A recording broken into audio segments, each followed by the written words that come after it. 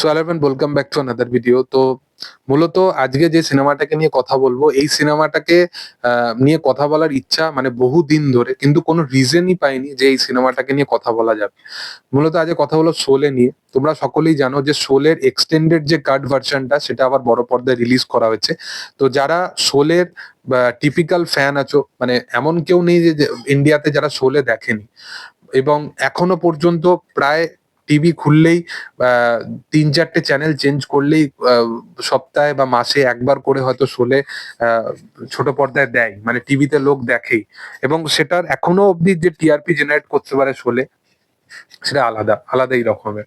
এবং তারপরেও এই সিনেমার এক একটা জিনিসটা এবং এক্সটেন্ডেড কাটটা যদি কেউ দেখে থাকে, তাহলে বুঝবে যে এই সিনেমাটা অ্যাকচুয়ালি কি কি জিনিস লুকিয়ে রেখেছিল।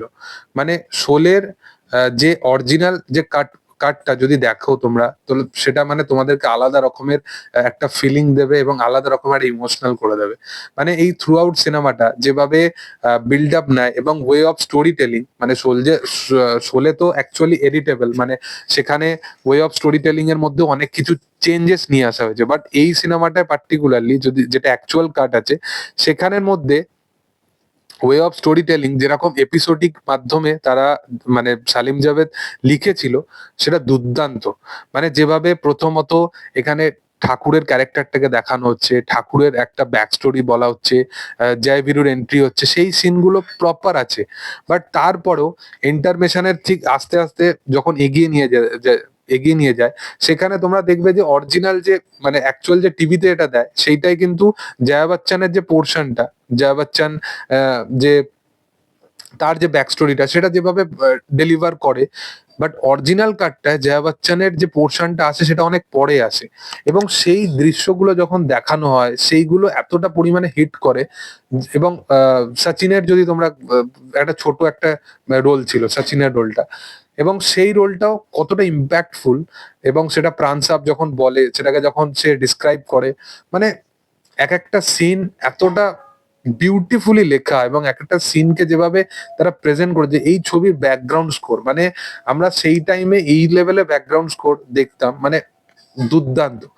এবং এক একটা অভিনেতা, তাদের পারফরমেন্স, তাদের যারা প্রত্যেকটা পুরো থ্রু আউট সিনেমার মধ্যে যারা মানে বলতে পারো একটা ডায়লগ বলে গেছে, যারা আহ, যাদেরকে হয়তো জিজ্ঞাসা করা হয়েছে কিতনে আদমি থে, ও বলেছে শুধুমাত্র, সাম্বা বলেছে মাত্র তিনজন মানুষ ছিল, ওইটা বলেও তারা ফেমাস। এবং সেগুলোরও যে ওয়ে অফ ডায়লগ ডেলিভারি, মানে একজন পরিচালকের হাতে বা একজন রাইটারের হাতে কতটা স্পেস থাকে, কতটা কি করার থাকে, এবং তারা চাইলে হিরোকে কোন পর্যায়ে নিয়ে যেতে পারে, বা পার্শ্ব চরিত্রকে এতটা স্ট্যাবলিশ ভাবে তারা ফিল করাতে পারে বা স্ট্যাবলিশ ভাবে প্রেজেন্ট করাতে পারে, যে কালিয়া, সাম্বা, এই প্রত্যেকটা ক্যারেক্টার যারা কিন্তু মানে মূল অভিনেতাও নয় বা মূল চরিত্রও নয়, বাট তাদের চরিত্রগুলো বা রোলগুলো কতটা ইম্প্যাক্টফুল। আসরানি, সে রিসেন্ট টাইমে মারা গেছেন। আসরানির চরিত্রটা, সে যেভাবে ওই জিনিসটাকে পুল অফ করে, যেভাবে কমেডিটাকে পুল অফ করে, এবং তুমি যদি দেখো প্রত্যেকটা বেশিরভাগ সিন কিন্তু ওয়ান টেক। এবং শোলের যে ল্যান্ডস্কেপ যেভাবে তারা শুট করেছিল, এবং যেভাবে ক্যামেরা ওয়ার্ক গুলো, যেরকম তারা অ্যাকশন সিকোয়েন্স গুলো, আহ, একটা যে ট্রেনের সিকোয়েন্স আছে যেটা একদম শুরুর দিকে, ওই ট্রেনের সিকোয়েন্সটা যদি তোমরা আনকাট ভার্সনে দেখো, মজা পেয়ে যাবে।